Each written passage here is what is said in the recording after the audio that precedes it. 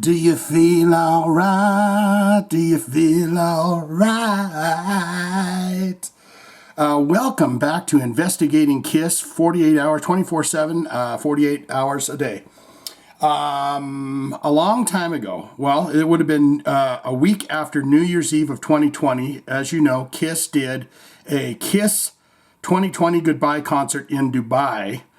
And I broke it down. These are the two parts. They're both 30 minutes apiece, and I broke down every single second of my favorite moments of that concert. This right here is Paul Stanley, very nervous, very shooken up, very uneasy about what they're about to do here because they're putting Strutter into the set list, and it is not there. Now, here's where I start to understand the nervousness of Paul Stanley. He's played that song for 50 years. But when you get used to playing with the in-ear monitors, you get used to playing with all of that stuff, then you start to realize that it gets harder and harder just to strum a 1, 2, 3, 4, and here we go.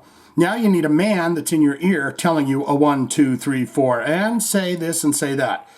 Now, here's where this gets very interesting, is we're going to break down this Strutter video from the Kiss 2020 Goodbye show. It's just the Strutter clip. But if you don't know about the channel The Fonz, fantastic. He has... first off, the Fonz is cool. Fonzarelli is an awesome guy from Happy Days. But the Fonz here on his channel has the entire show. He's got quite a few of them too, of the in-ear monitor. So someone has taken the recorded tracks of a live performance of Kiss through their ear monitor feeds, what they're hearing with well, you can read right here, the raw on-stage bin, in-ear monitor, click track, stage cues, and fake vocals. And he's got a great quote down here too, because I like that he mentioned something. There's a quote from Gene Simmons that he has on one of these videos where he's talking about, look, when people are paying $100 to go see you, it shouldn't be faked, or they should at least know that you're doing all of this. And as you know, Kiss has always been one of them bands that they like to go, what's up with all the backing tracks? And if you can't do it, and we're getting so old now that we can't get out there and perform like we used to with these big costumes on and everything else. And it's really shocking to listen to the in-ear stuff. So we've got some of that for you, and we've got this. Now, this clip here I talked about in that big long video I did breaking down the entire concert. It's every single second of my favorite clips of Kiss playing that show. I painstakingly put that together. But this is Gene Simmons and the Little Kitty Cat Man. Was that like a young Drew Barrymore in the face there? But you see the piano there because they have just finished doing Beth, and they realize we're running a little fast. We need to put another song in. And of course, they've got all the in-ear monitors and everything else. Of course, you can look at this. What the Fonz has done here, he's got the entire playlist, every single song mapped out, and all of that. So it's literally down to a science, and you're going to hear that. But first I wanted to get into this Strutter clip a little bit, and then we'll flip over to the Fonz's page and listen to just a little taste of what they're hearing in their ears when they're finishing songs, starting songs, and all of that. So let's get into this. Gene and Paul, they've gotten some news in the headsets. You're running fast. We got to put another song. Here we go. And he's doing some kind of what's up, man, and then, oh, here's Mr. Stanley coming out.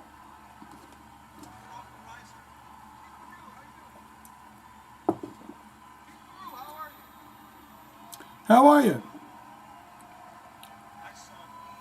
It's like they've never seen him before. They've been playing for 45 minutes, but he's doing the little tickle finger wave. Hi, everyone. I know it's been 4 minutes since you saw me last. But this gets interesting here.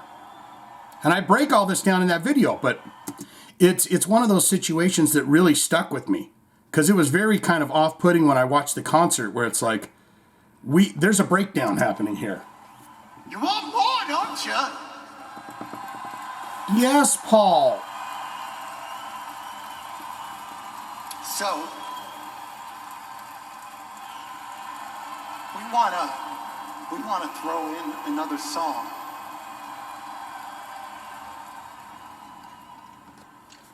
So we're gonna throw in another song.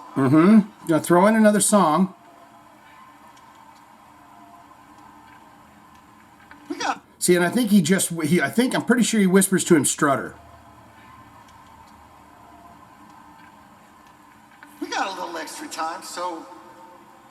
Oh yeah. Something. We haven't rehearsed this, but. Let's do something from the first album. Yeah. We're gonna wait for our kitty cat to get on the drums. This is all in a huge live New Year's Eve setting, you know, where you kind of go, we should have tagged one more song into the ear monitors. We haven't done that, so we need to fill that spot. I mean, this is live, so we get to make mistakes and everything. And and that's one thing I'd like to say about Paul. Don't be such a Debbie Downer on yourself. What if you play the song without the in-ear monitors and everything goes fine, and you do a perfect version? Don't set people up to say, well, it's, you know, we're going to make mistakes and everything, and it's okay to make mistakes. I mean, this is live, so we get to make mistakes and everything. It comes from the first album. Oh yeah. Oh, yeah. It's called. Hold on. Our drummer says, hold on. Put my shoes on. He's putting his shoes on. There's a live, and you know what? Another thing that interests me about this is that constant hum of an audience. Just listen behind Paul Stanley. First album. Oh yeah. This one. There's just a steady hum of people screaming. Hold on. Our drummer says, hold on. Put my shoes on. Of course you do. He's putting his shoes on. Let's try Strutter.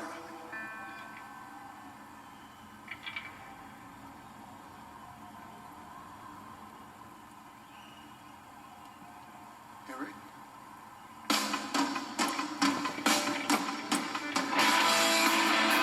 See, now you heard that giant audience scream at you, that hum of the audience, but they're all basically up in these hotel rooms. And I go into great detail on all this in those other videos. But there's some people down here, but you could just hear that steady flow. It's almost like they kind of padded it. Now, what I want to do is tell you that I have watched the entirety of, or listened to the entirety of one of these shows that the Fonz has up on his channel. And it is worth listening to. If you get a chance, go over and check these out and listen to them, because it is very interesting the way that, I mean, it's a gift on its own that you're able to have that in-ear monitor listening to a click track and another man going, and 3, 2, 1, and go, and still being able to play. So there's talent there. It's just, it's not just that raw talent of let's get up, let's rock our instruments and be done with it. Now you have to listen to a man in your ear telling you everything to do. So I wanted to get into this a little bit. This is, they're going to go into Cold Gin. So this is going to be the ending of a song, and then it's all live. This is all from the microphones and their in-ear monitors, and they're going to go into Cold Gin. So this is the end of a song going into Cold Gin. So let's listen to this.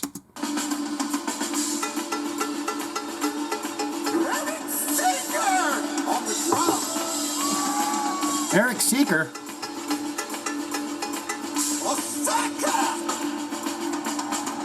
Osaka. I got a question for you.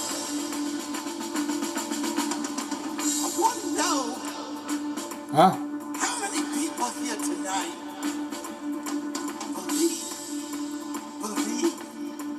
believe in rock and roll? Whoa. Dong, dong, dong, dong, dong, dong. I got another question for you. Do you feel all right? 1, 2. Now, are you hearing that? That's a man in his ear. What? Do you feel all right? 1, 2, 3, 4. 1, 2, 3. Do you feel all right?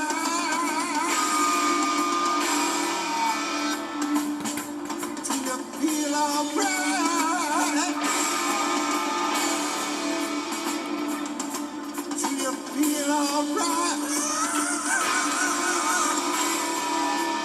Oh boy. Do you feel alright? Yeah. Wow.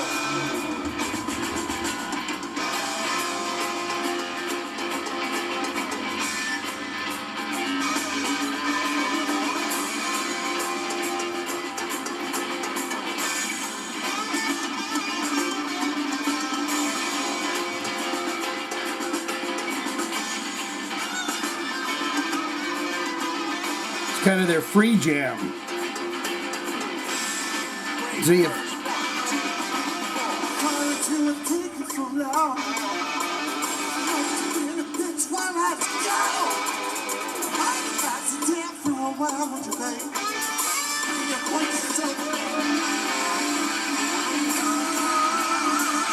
all right, so let's. I thought there would be a little bit more to that. Let's go and just check out some of these.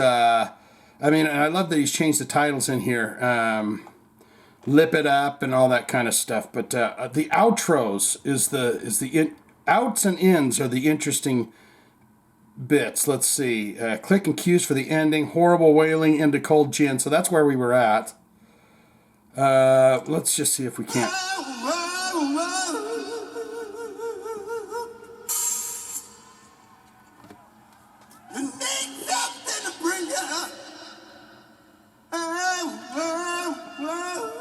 Yeah, and all of this is in that video. They're doing the cold gin. He's talking about a delicious drink that can bring you up when you're having a bad day. Osaka, Minnesota. Wonder what drink gonna do it for your people? Talking about cold gin. You get the click track starting.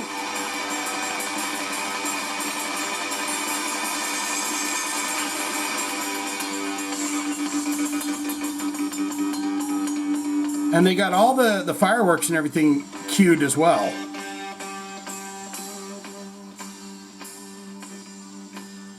It's like they're just waiting for the... 1, 2, 1, 2, 3, 4.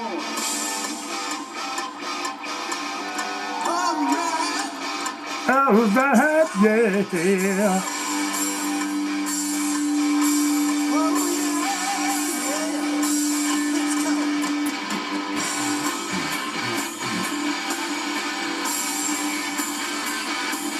And I think it'll tell him, first verse right here.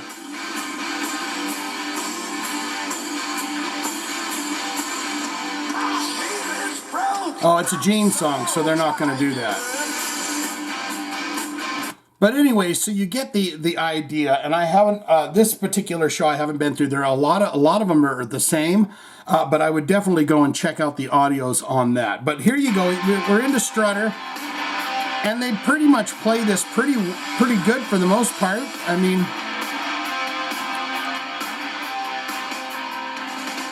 and this is without. Now that right there did kind of sound like there was a back vocal, like maybe they have that song queued up. They just didn't have it inside the set list, so they had to kind of pause it like they did in order to put that in, because it almost sounds like you hear an extra Paul voice right there. Right here.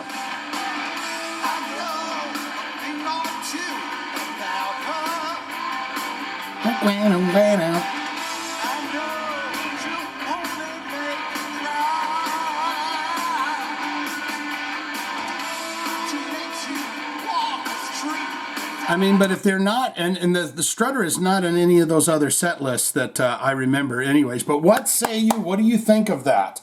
I think it's an interesting thing because, you know, there's a big debate, lip sync, no lip sync. Do I give a shit if Kiss is lip syncing? Do I, you know, yes, I do care if they lip sync or whatever.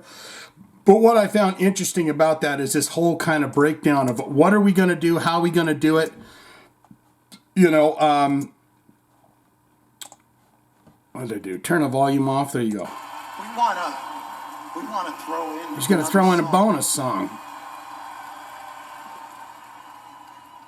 And the difference there is that when you're in a live, when you're in a live band, you just go, hey, let's play this one. Let's just throw this out, and you put it in there and you play it.